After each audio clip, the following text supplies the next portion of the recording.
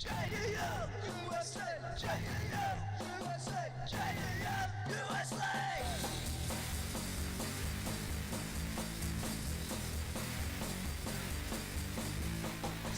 back in '68.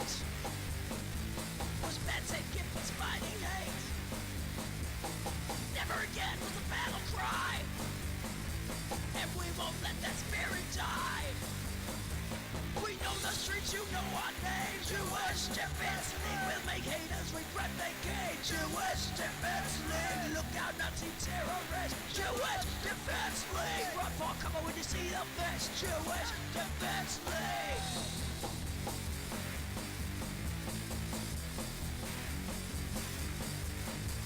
We are not Jews with trembling knees. We're Jews with strength and expertise. We're stronger and we're smarter than you.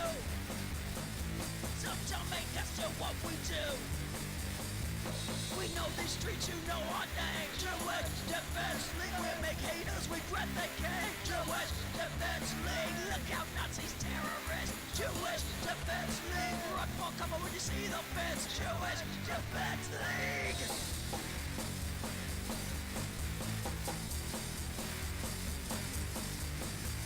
You don't like Jews, we don't like you. You spread your lies, we speak the truth. You think Jews can't be pushed around?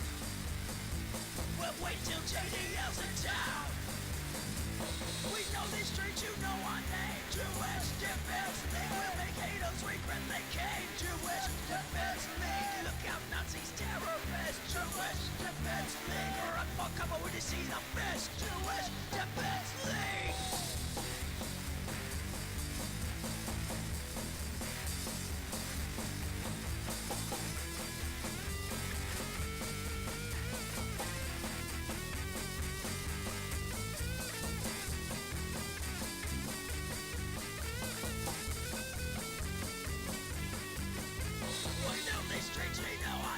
Jewish Defense League, we'll make haters regret they came. Jewish Defense League, look out, Nazis, terrorists. Jewish Defense League, run for cover when you see the fist. Jewish Defense League.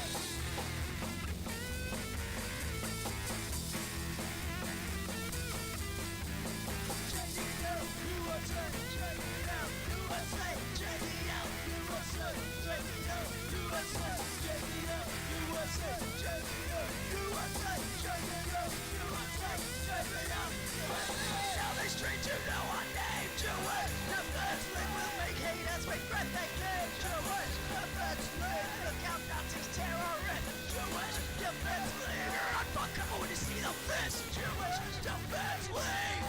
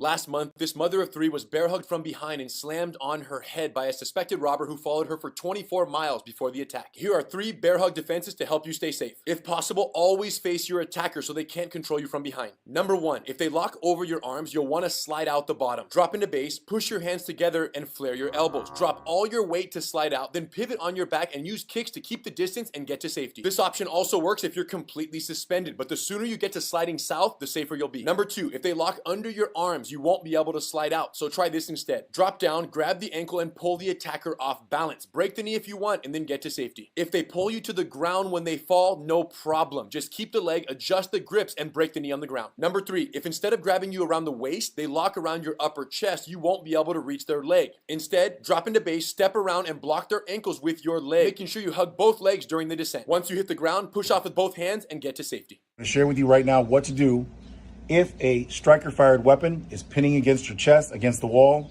and a criminal is holding you at bay.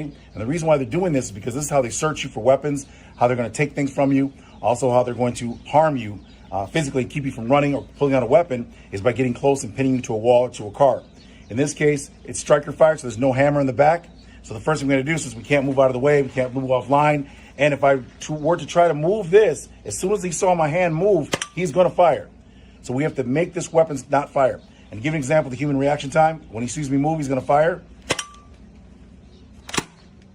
So the reason why it didn't move, the slide didn't slide, is because I inhibited it by pushing it to the rear. From there, what we do is push the barrel back towards the aggressor, and now you have the weapon, and if you don't want to shoot, then you just pin them down to the ground using their finger and taking them under control.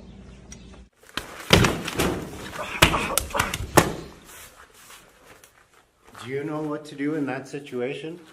Now, a lot of you guys are going to say you'd run away. You should. If I see a knife coming at me, I'm running as fast as I can.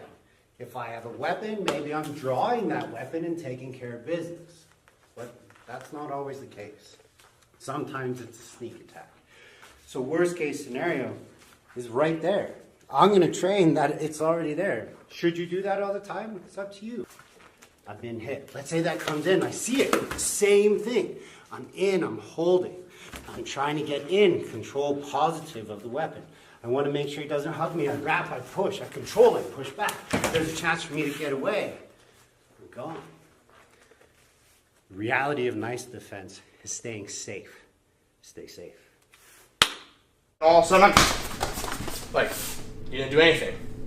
That's the reality of the knife attack. I'm not going to sit here and come up and nicely just jab. It's going to be, we're having a conversation, I'm threatening you, I'm talking to you, and all of a sudden I just come in and I'm just stabbing you as much as I can in different circumstances. That's the reality of the situation. So when we're doing these drills, your focus shouldn't necessarily be on a specific technique of how do I lock up the arm, how do I lock up the head. Your focus is how do I control the weapon? How do I control the attacking hand? How do I get control of the situation that prevents me from being stabbed like that in the first place? Today I'm going to be demonstrating how to defend yourself if your mom ever comes swinging at you with a sandal. This right here is my brother. He's going to be playing my mom. So let's say you did something wrong, right? And she swings at you. Pop! Now you have wrist control. What you want to do now is move the trajectory of the sandal away from your face and then pivot inward. From here, you can either break her arm. What I like to do is turn it around. Pop. Now she's disarmed and you have full control. Hey! Show me.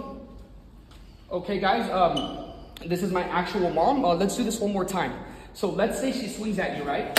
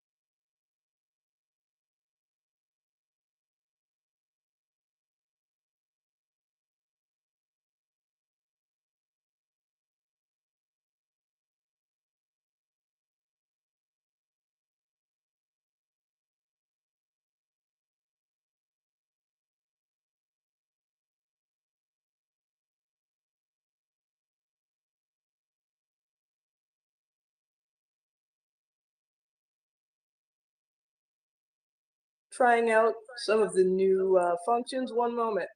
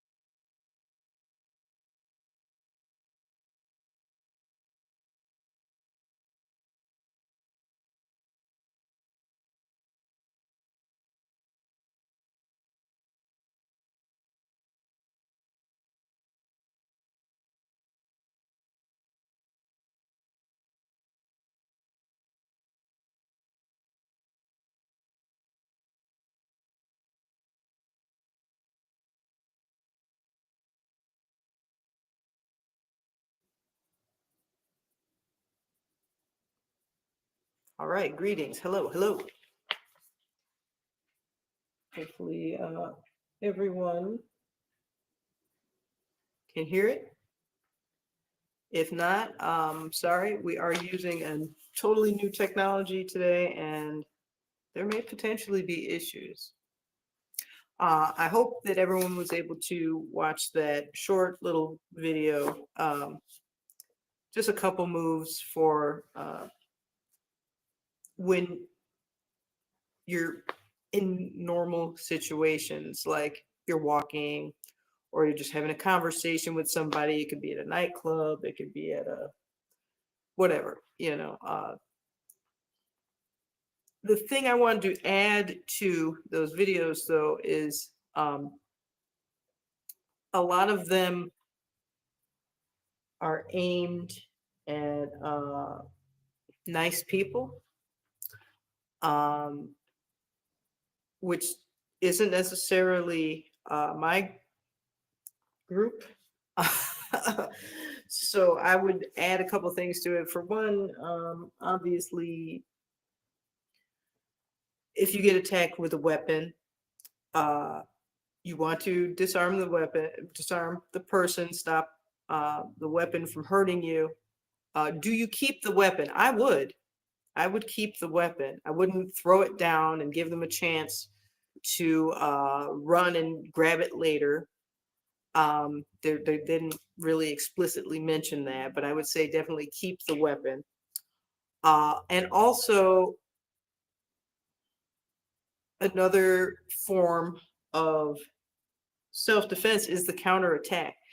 If you're able to get the knife away from someone, the person who attacks you with a knife is most likely not used to defending against a knife, so they won't have been practicing the types of things that you just saw. So you see all those quick stab moves, like the guy was doing, to show you what a knife attack is like. That is also what a knife attack should be like, meaning get the knife, do that. Don't let them get away if they've just tried to attack you and kill you with a knife. They will continue to be a threat in some way. So if somebody's attacking you with deadly force, you're fully justified to use deadly force. In most states, that will be good enough, period, legally. In some states, they have this thing called a duty to retreat, like what they have in New York. So that means throw your hands up for a second before laying waste to your opponent. But definitely do not consider yourself safe or the situation to be over once you've just got the weapon. Don't just throw it in the bush. Okay.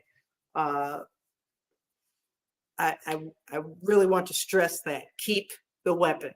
Also, the weapon, of course, is also evidence if you want to pursue anything legally in regards to the attack. But I mean, if you have unalived the person, I don't know how much you really want to pursue legally. But I just wanted to mention those things.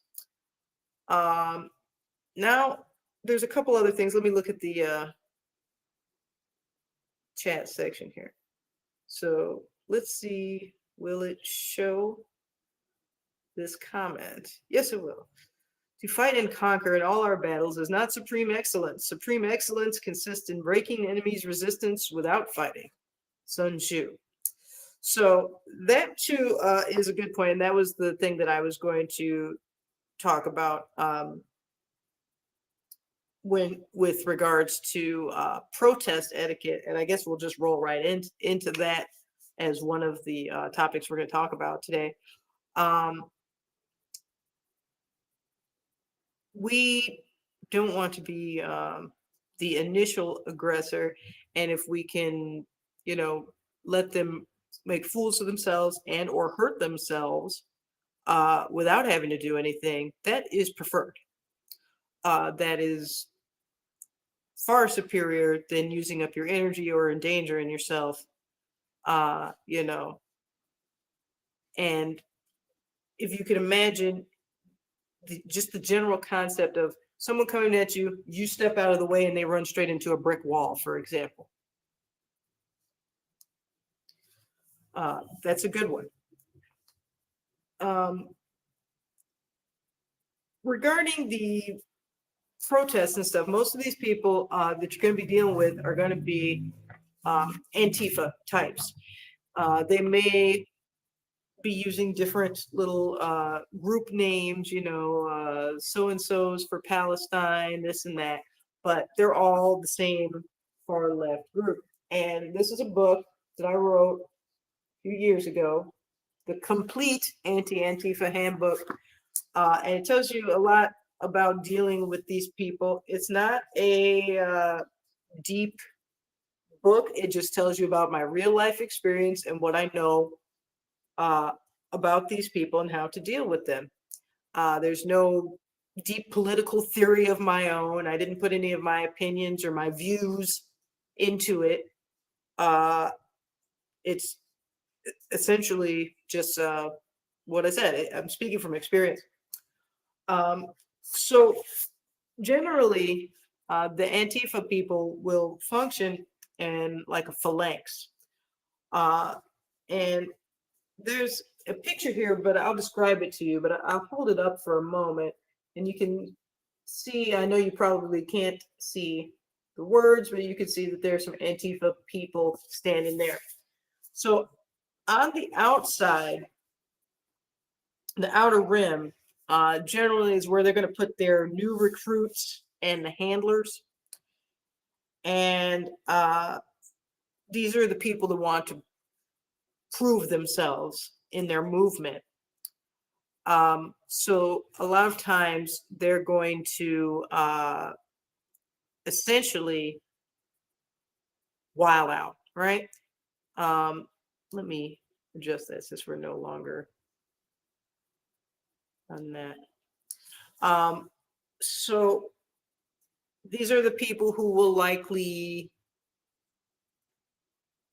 be willing to get arrested, or the other people are willing to let them get arrested. And these are the wannabes, the hardcore wannabes. So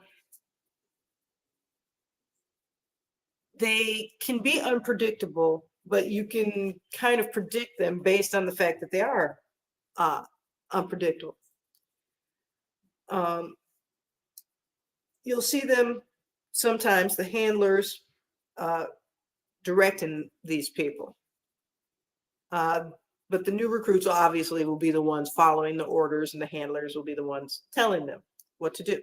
This is like a spiky protective shell that is most likely to throw projectiles or to strike you. Behind that outer brake line, which goes generally all the way around the group if they can, behind that group who does the most direct battle, you'll find what I like to call the idiot buffer zone. And these are the people that found the protest on X or Facebook or whatever, and they don't know too much. They don't fully understand the inner workings of Antifa, but they're there to support protests. They may not even really know what organization they're there to support. Many of these are students. This is usually the stage right before becoming the prospect to be a new recruit or a street soldier, because this is like the gateway drug. You know, this is, it lets them in a little bit, and they get the excitement of the protest, and next, you know, they'll want to subscribe to the newsletter, right? They'll usually be the ones holding the signs with the messages for the cameras.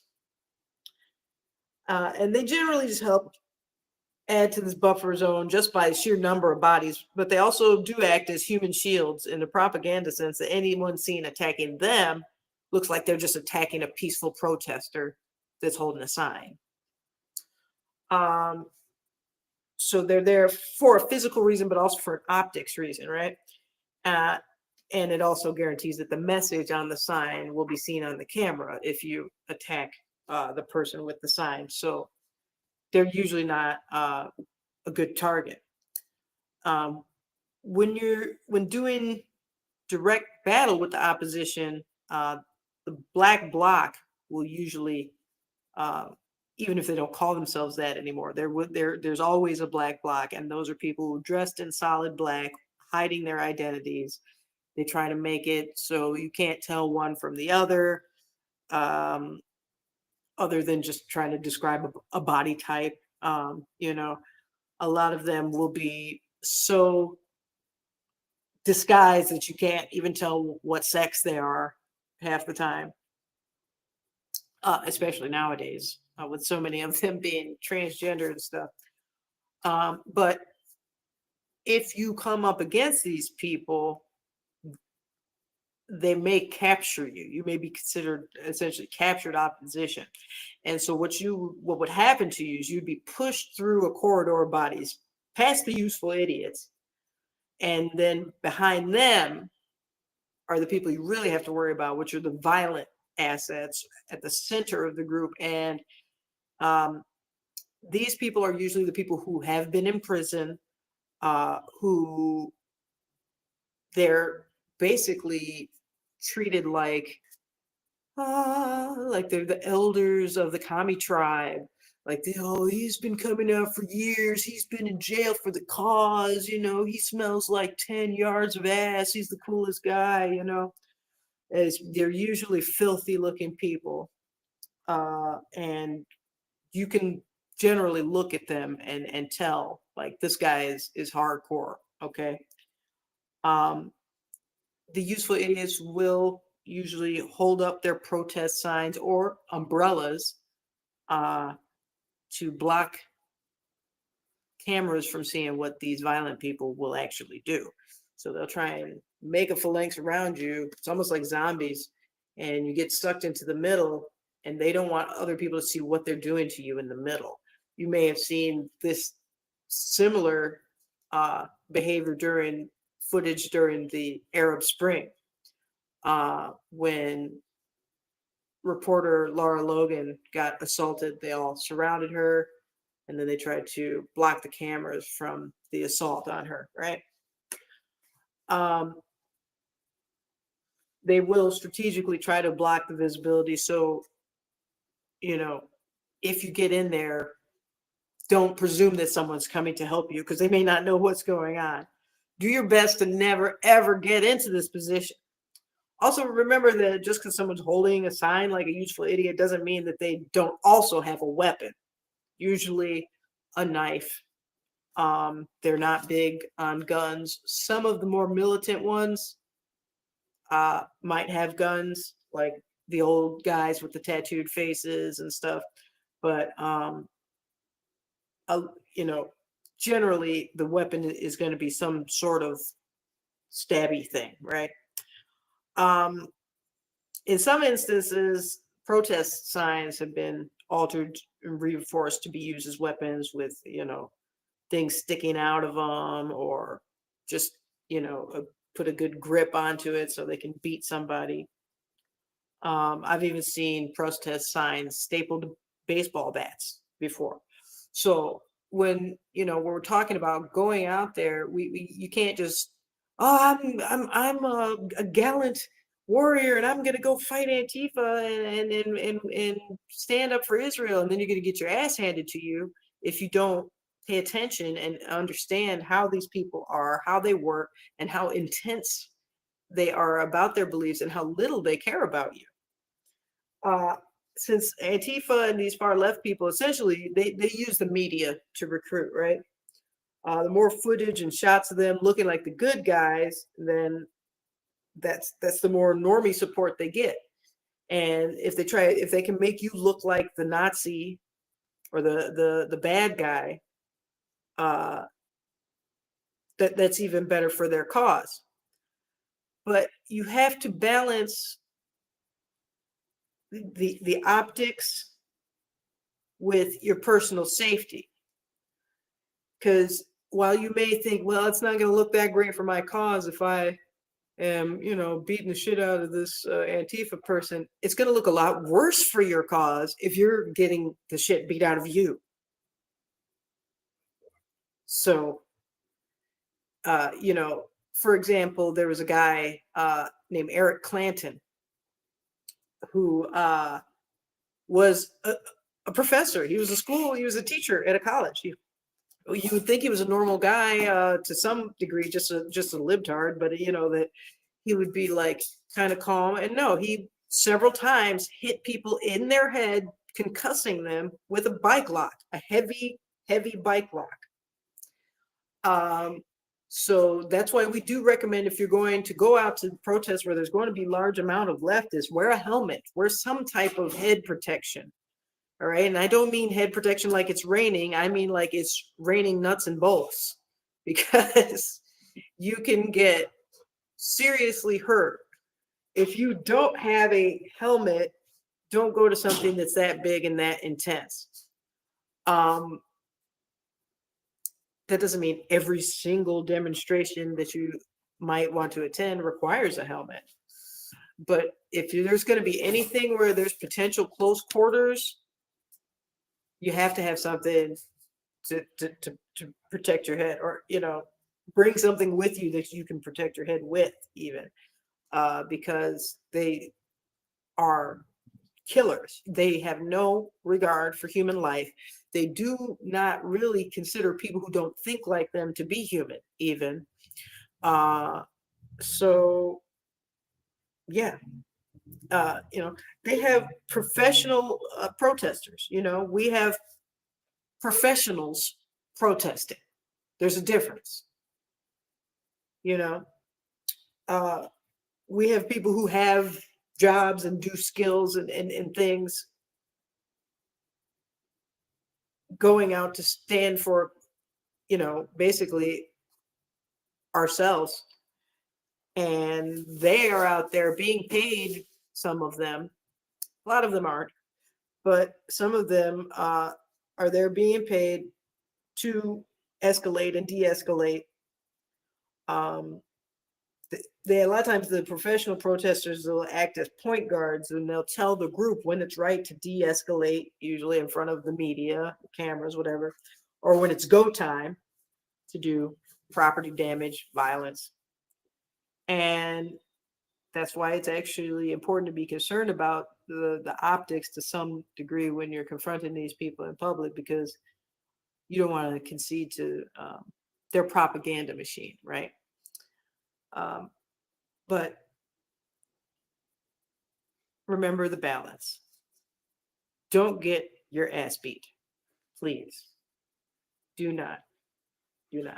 I'm sorry, I don't have that song. Somebody said play Self-Defense by Bleach Battalion. I don't have that loaded right now. When in doubt, throat punch them out. Okay. A throat punch shocks people. It makes them very literally choked up. They can't breathe for a moment, and it gives you an opportunity to do something else, either run away or aggress further. Realistically, anything that you're going to do in a protest situation, just remember that you're trying to make it home to your family in one piece without necessarily going to jail. So know the laws in your area, know your rights, and you know, you can look all that up on the internet, right?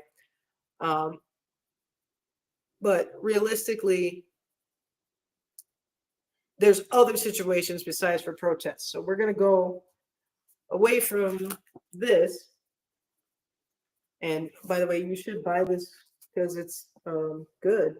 And you can get that at books.fightwing.com. Books.fightwing.com. Okay.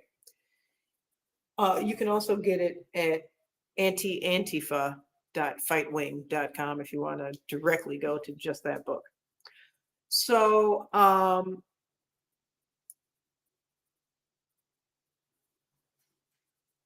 real issue for the Jewish community is people thinking that they could just walk up and mess with us, right?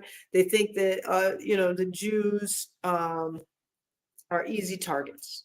They think that they can go into a Jewish neighborhood, rob somebody, and they won't find much resistance. And unfortunately, that has been true in some cases. And it should never, ever be the case. And so we need to change that. We need to start carrying self-defense implements. Again, this is another know your local laws thing, right?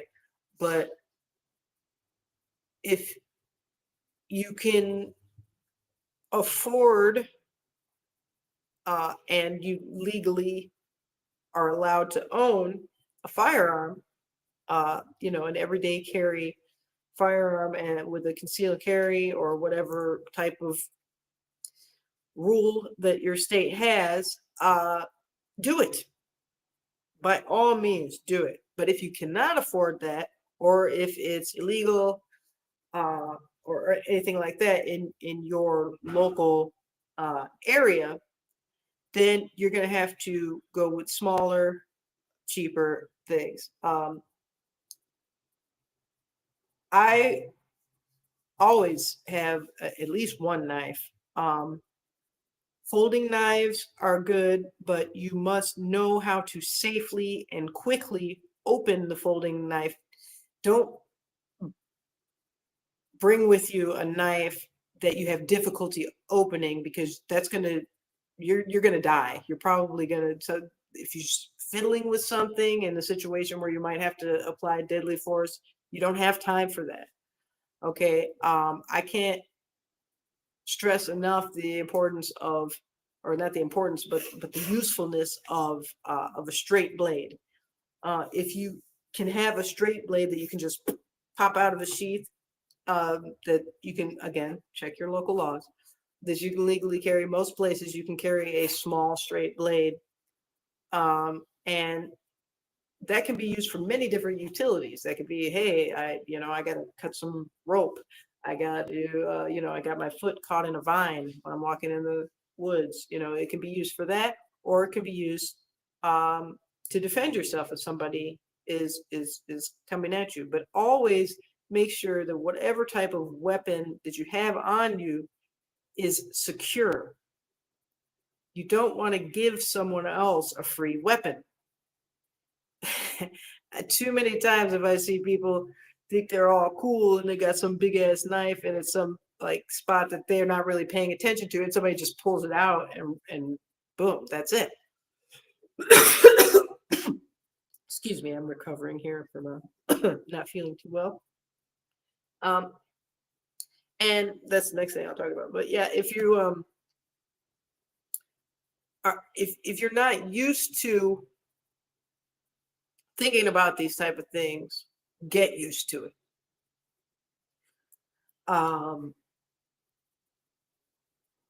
It's like you just kind of have to switch the way that you're looking at things and get into it and enjoy the whole ideas about weapons and different, practice in your room. You say, okay, well, I'm sitting here and okay, you have your partner, your friend, your whatever, husband, wife. Say, okay, practice with me. I'm walking along, sneak up on me, boom. Like you need to change your mindset nowadays. If you were previously in a world of, well, I'm just chilling and, I'm a pretty peaceful person. I don't mess with anybody. It's not like that nowadays, especially if you're Jewish and visibly Jewish or pro-Israel. You don't have to do anything. They think you've done something. They think you've already done something just by being you, by holding a position in the world that you hold. You've already done something to them, right? So act as if you have already struck someone every time you go out. Act as if, hey, because they think that it's like Hatfields and McCoys. They already believe that you killed their cousin. So act like you did. Go out there and presume there's motherfuckers out here that want to kill me because I killed their cousin. Even though I didn't actually, they think I did, right? So you have to be prepared for that. It's like you have to go into this almost like mafia-like world of thought, and it's different for a lot of people. A lot of people are not used to having to worry about anybody hating them other than, somebody they didn't get along with at work or something minor like that, But nowadays they're out of control and frankly stupider than ever before. And people think that they can get away with almost anything. And in a lot of cities where they have sanctuary city policies and the mayors tell the police to stand down, in a sense, yeah, they can get away with it a lot of times. So you have to be ready to say, hey, I got to defend myself because I cannot count on the police. I cannot count on somebody to the Good Samaritan to come by. Or well, if somebody sees people ganging up on me, they'll help me. Like, don't have that faith in man. Number one, it's idolatry, but number two, it's stupid. It's stupid. Nobody's going to come to help you. So you got to be prepared like it's a war. You do have to be prepared like it's a war.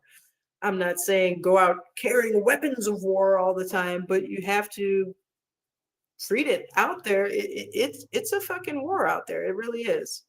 When you, especially in some of these larger cities where they have these Palestine addicts, they're addicted to this narrative that Jews are genocidal, and they will use that as an excuse to basically do anything to you. That's their new form of dehumanization. They used to say, well, the Jews are less than human because of this, and they have racial tendencies, and look how they look, and that was the thing the last time around. Well, that fell out of vogue, right? So now what is it? Oh, well, genocide. That's it. They're evil people who do bad things to people lesser than them. So now this is what we have to deal with. And if you don't want to admit that that's what we're dealing with, that's what we're dealing with. I mean, anybody who's acting like, well, I could just go outside and la di da di da. I don't have to think about self-defense. I don't have to think about anything. Everybody's just chilling. It's not like that anymore, guys. I don't really think it ever was, but it's so not like that. That the not like that element has extended into all of the normal people. It's not just the thugs anymore. They don't just come and fight people who are known for fighting. They will fight old ladies. I mean, come on. Look at October 7th. These are the people who support October 7th. Do you think that they will have any tiny modicum of respect for you? No, they won't. They're scum. They're terrible people, and you need to always be prepared and think that they will do everything in that video. Bear hugs, stab attacks, guns to your chest. Need to learn all of it. All of it. Because they will use all of those things against people just because they're Jews. Does this mean be paranoid and scared and jumpy and trigger happy and just shoot people? No, doesn't mean that. You have to, once again, balance. Number one, keep your sanity. Don't go off and just shoot someone or attack someone when you're not really threatening you. Know the signs, and if someone aggresses towards you, handle them. Okay? Now, I was just coughed a moment ago, and I wanted to talk a little bit about defending yourself when you're disabled or below your normal ability. So if you're a person who's regularly disabled, or if you're just someone who is sick or walking with a cane or something like that, always remember that you looking disabled is not going to stop them from attacking you. It may encourage them, actually, especially if they're trying to get a robbery or trying to get over easy on someone. So don't say, well, I don't want to fight anybody, so I'll just get my cane out and walk with that and I'll be fine. That's good, as long as you know how to beat the fuck out of somebody with that cane. If not, leave it at home. Because they'll take it and beat the fuck out of you. I mean, they will. If you're in a wheelchair,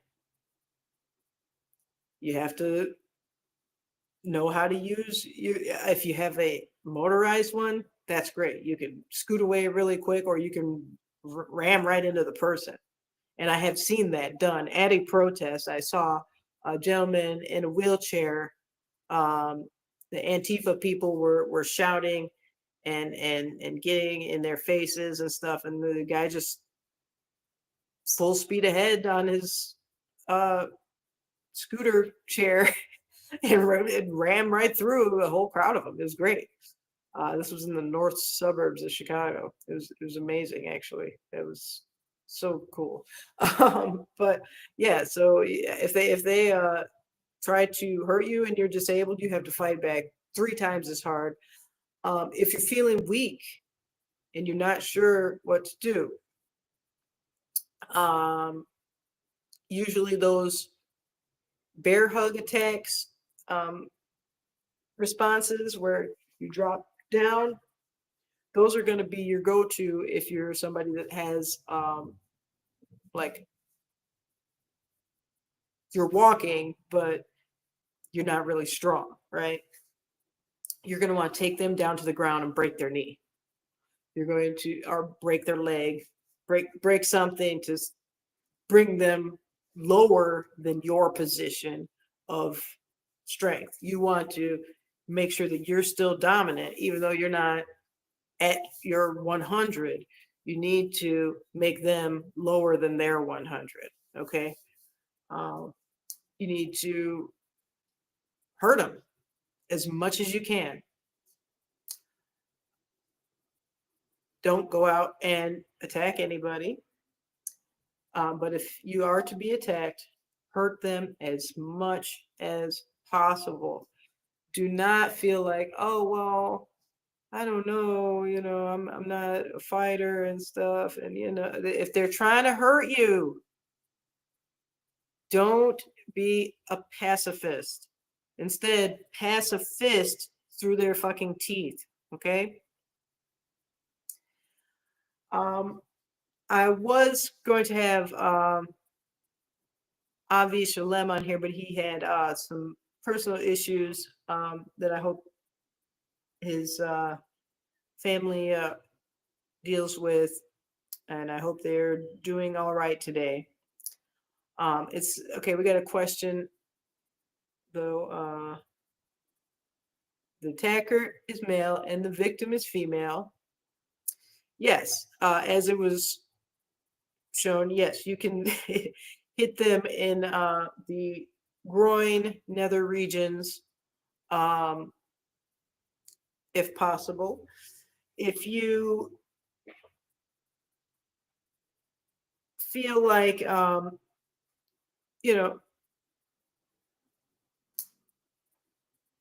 you're, for a lot of like more orthodox women, they may be uncomfortable doing that at first, but do it. You're not, it's not time to worry about Shomer Nagia or anything like that if somebody's trying to hurt you. So I just want to make that point that, yeah, definitely do not be afraid to hurt the genital area of a man. If the attacker is a female and you are a female, there are other sensitive areas on women. If generally speaking, this is not the case, but there are cases in which an aggressive woman is not a member of the itty bitty titty committee, but they usually are. But if they're going to come and try to like come at you, breasts can also be hurt. That's something that you can grab to hurt somebody. Obviously I keep my hair very short. People can't really grab my hair, but with females with long hair, grab the hair, pull it. If you pull it quick enough, you might be able to knock the person out at the correct angle. But you have to be careful with that too, because don't just go around yanking people's hair if it's not a real threat. Again, because if you break somebody's neck, you're going to be in a legal hellhole after that. But again, these are all self-defense things. Like, somebody fucks with you first, right? We're not going out there saying, oh, everybody who disagrees with me, I need to go beat their ass and all this stuff like the other side does. But they believe that.